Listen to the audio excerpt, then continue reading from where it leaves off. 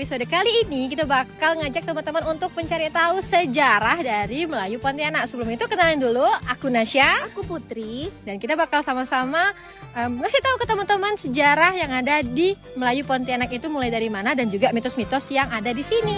Yuk, kita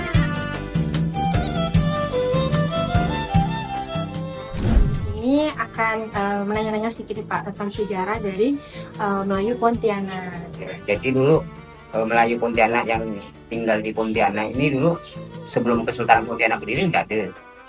Cuman tidak bersifat tinggal menetap di sini. Setelah Kesultanan Pontianak berdiri, orang-orang pesisir, orang-orang Melayu tinggal di sini bersifat tetap.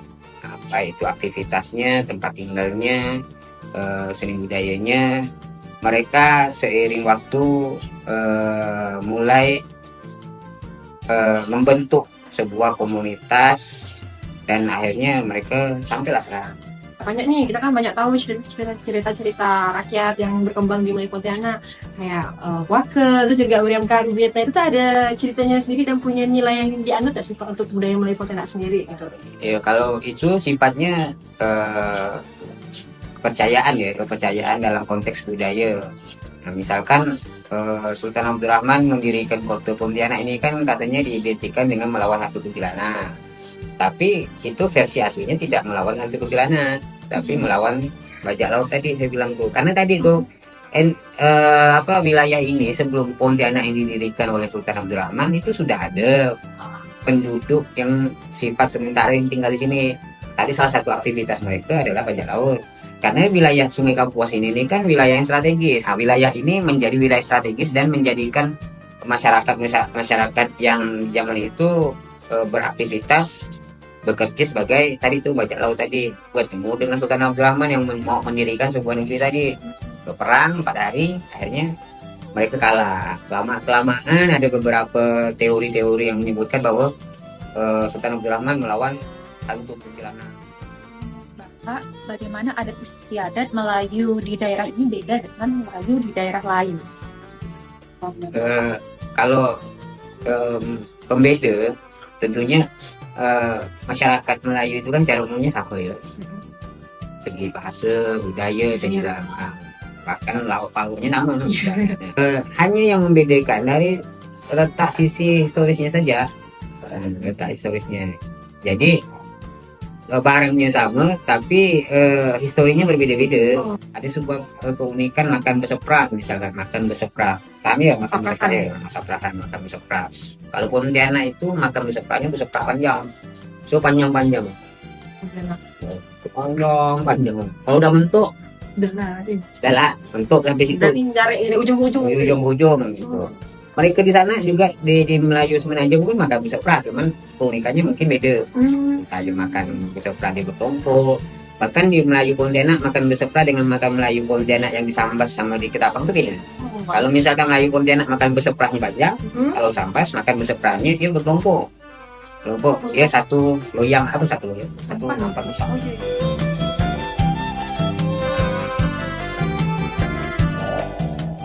Kita habis cari tahu budaya Melayu di Pontianak. Betul sekali, tapi ya Kak kalau dipikir-pikir kayak kurang nggak sih kalau cuma sampai sini aja kita? Betul banget. Nah jadi habis ini juga bakal dilanjutkan sama teman-teman kita lainnya untuk lebih dalam mengulik budaya Melayu Pontianak. Jadi aku Nasya, Aku Putri. kita pamit undur diri. Om Pimpa Layum Gambreng. Ya kita berdua. Halo budak-budak.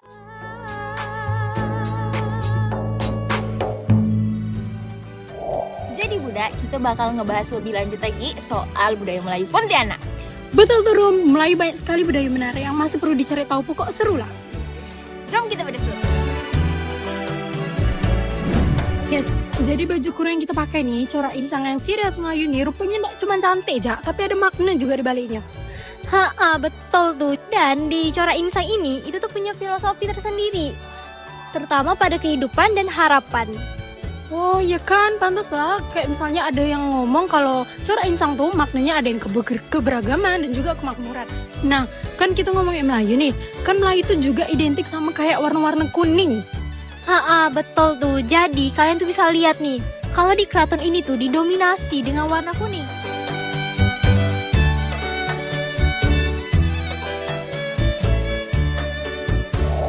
Berarti kalau dilihat budaya Melayu itu enggak cuma soal adat jala ya. Betul tuh. Jadi selain itu, budaya Melayu nih erat juga dengan nilai keislaman. Salah satu contohnya tuh Masjid Jami yang sampai sekarang tuh berdiri dengan kokoh, yang erat dengan nilai sejarah dan spiritualnya.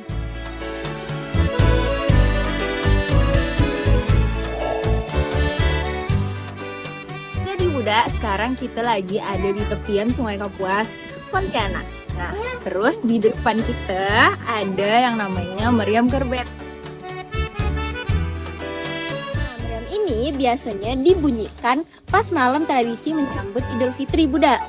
Suara ini besar sekali, tapi itu yang ditunggu-tunggu. Nah, waktu festival malam Meriam Karbet, gelonggok orang nonton di sungai ini.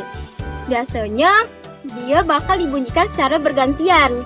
Kalau kita nonton, merinding. Betul. Tradisi Melayu Pontianak nih tidak cuma Meriam Kerbet doang, ada yang namanya tari jepin. Nah, spesial buat kita berdua bakal nunjukin gimana tari jepin itu. Yuk ikutin.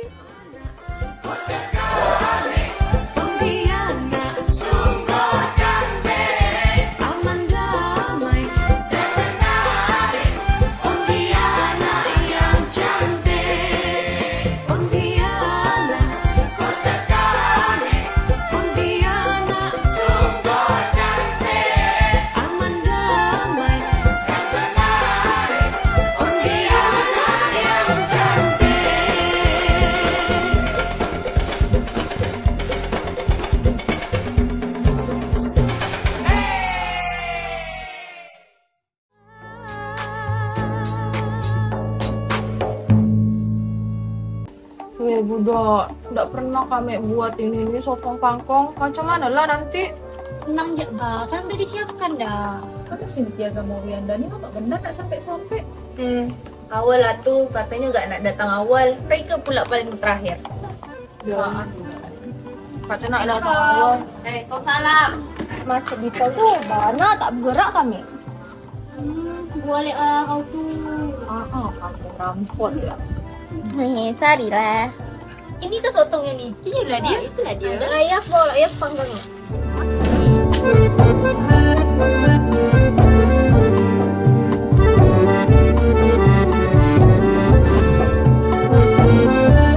Jadi deh, budak. Yeay. Nah, siapa yang nak makan? Kami nak mau.